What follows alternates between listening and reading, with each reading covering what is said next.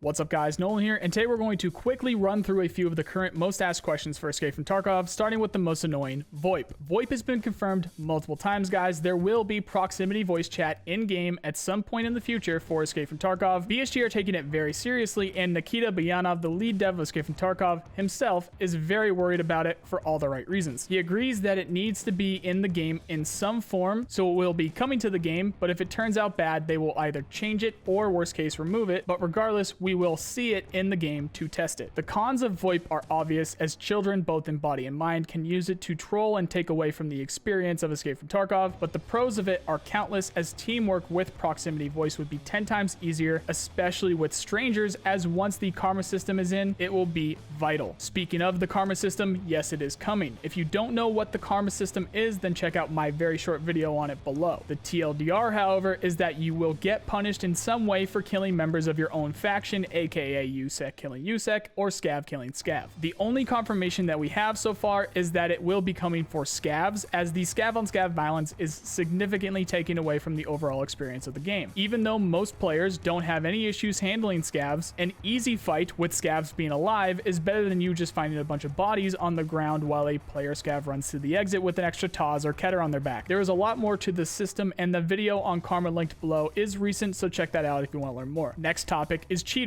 BSG have already banned over 30,000 cheaters this past month. They exist, they kill us, it sucks, but it's being handled appropriately. Nikita mentioned that our reports help a ton, so if you ever get killed in a suspicious way, it doesn't hurt to send a report in. The reason why I say that is if you report too many people, they have a system to basically mute your reports, because no, not everyone who kills you is hacking. So use the report feature, guys. It doesn't ban people immediately, it just reports them. And if they get enough reports, they'll look into it. That's it. Remember, you can also report the connection quality and player names as well. Speaking of false flags in general, and especially for hacking accusations, we have the netcode and general stability of Escape from Tarkov. BSG are constantly working on this, and the fact that the game runs smoother at the start of a new patch gives me confidence about the future. Obviously, plenty of you will have different opinions on that, but as someone who lives in the game and spends most of my free time watching others or just being in the community in general, it's clearly a very different game right after a big patch, but does degrade after some hot fixes or smaller patches. So between that and the fact that the arena is coming with better infrastructure for this smaller CQC stuff, I'm not worried, because we know that they can get there. Over the years, the progress is obvious for those of us who have actually been playing and paying attention to it. However, Tarkov is an open world, very large scale game. It just can't run as smoothly as a small CQC based game, so there will never not be some kind of issue with how it runs. These games need to be built differently in order to function as well as possible for their purpose. If you get frustrated dying to peakers in the future, then you can just go play arena, where it will run much smoother and be able to handle that kind of stress. Speaking of the arena, I just did a video about that and how it will now probably be pay to play. The majority of people complaining about it didn't listen to the reasoning that I explained in that video, so I'll just redirect you guys to that video again. The link is below. The only people in my mind who have ground to stand on are those who say BSG have made enough money already, which we have no way of knowing really unless we get some real number leaks, but the simple math based on the concurrent player record of 200,000 and a guess of the total sales being around 400k plus, as well as adding in the different prices for the different types of accounts, says that BSG have made $150 to $200 million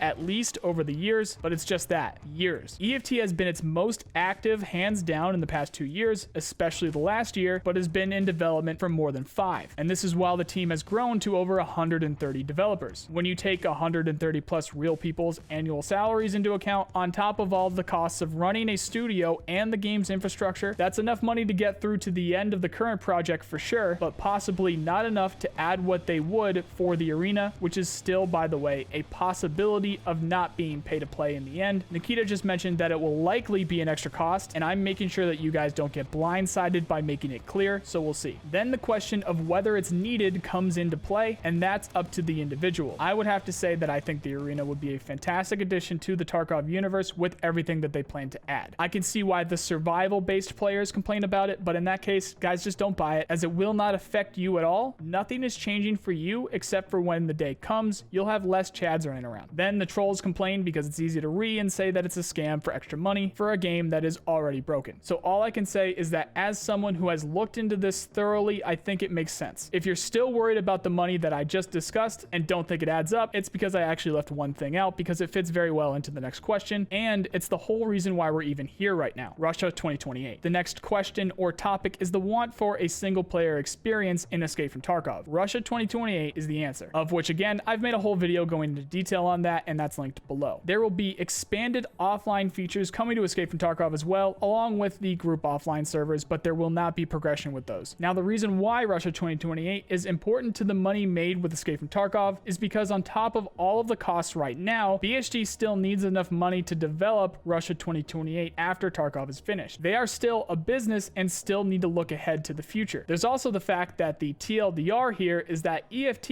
is actually kind of a fluke successful game. EFT only exists because BSG needed money to make Russia 2028. Russia 2028, aka R28, is the game the original BSG team dreamed about making, so they keep that in the back of their minds constantly. People love to say that they should finish the game that they have right now before moving on to a new one, when that's not actually the case. Russia 2028 existed long before Escape from Tarkov, so it's a tough situation. All in all, BSG want to make as many people happy as they possibly can while being able to sufficiently support themselves financially and have enough left over to fund their next project, which was the whole point from the beginning and why this has always been a difficult development process. The next topic is Streets. Streets of Tarkov has obviously been delayed into 2021, and we will be lucky if we see it by this summer at this rate. It will still be coming with patch 13, and we have several patches between now and then, aka patch 12.10, 12.11, 12.12, and so on. We just don't know how many of those .x patches there are going to be. We have an idea of what the total map will look like, as well as more info about what will be found on it, but it really deserves its own video. If you've been keeping up with my past stuff, then you'll know what's going on here. So since the most asked question about Streets is when will it be out, just know that Streets is likely out this year, but not till this summer at the earliest, and that it will be worth the wait. Next is guns. For some reason, some of the most recent additions to the list of guns have made it into the game already, aka the MCX and the Mark 18 .338 Lapua rifle, while guns like the SCAR, RPD, and SAW are still not in, even though we should have seen those last year as well. Obviously, the pandemic has changed a lot of things, so we'll see what it does to the timing of these guns this year, but we did recently hear about the SCAR coming possibly in patch 12.10, aka the next patch. The RPD and SAW are still considered soon TM, while all of the rest that I've talked about in the past few news videos have no dates. If you have further questions about what guns are coming, I would refer you to those videos, and really, if the gun in question has had any significant use or notoriety in the past decade, expect it to be planned for Escape from Tarkov at some point, but the key word is significant there, so keep that in mind. Then last but not least, as always, we of course have when is the next wipe. As some of you may know, I was the only person that I know of for months who correctly assumed the wipe, even when Nikita himself said otherwise, and I got a lot of ish for that, but I stuck to my guns. This year, the only thing I am confident about is a wipe around patch 13, aka the Streets patch. Given the timing, I don't see a wipe between now and then because it would leave each cycle for the wipe around 3 to 4 months,